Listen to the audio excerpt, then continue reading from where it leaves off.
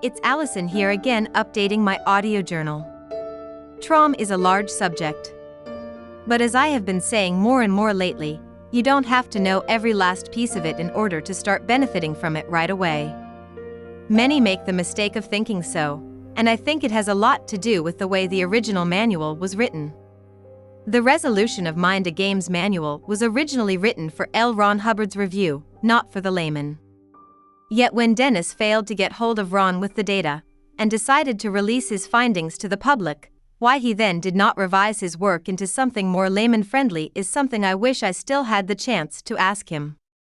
I have yet to find a flaw in the technology itself. But I do have issues with how it was compiled and disseminated.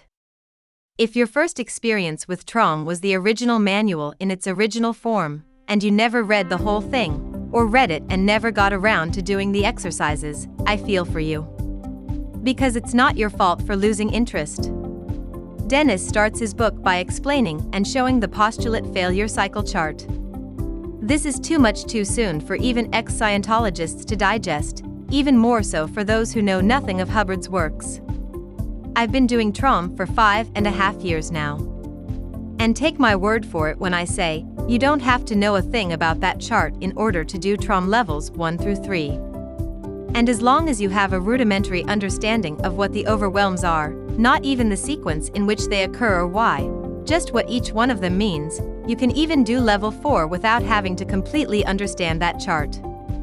TROM theory is best understood by experiencing it in a TROM exercise session.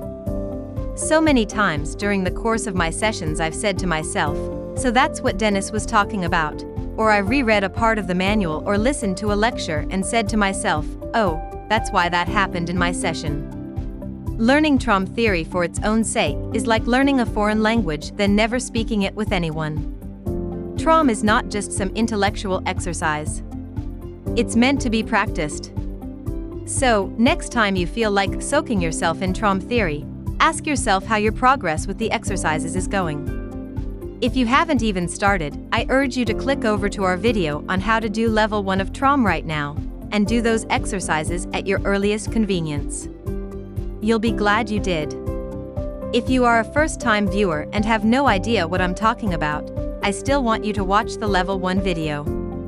I intended it to be one's first contact with the subject. And don't forget, you can always write me at tromguides@gmail.com. I'd love to know how your first session went. As far as learning the rest of the subject, that's what we're here for. So have no worries there. I only ask you do start on the exercises now, so you and I both can make the best use of our time. I'm Allison Tandri. This has been a presentation of Allison's Corner audio journal on the YouTube channel DIY Salvation. Don't just use your mind. Resolve it.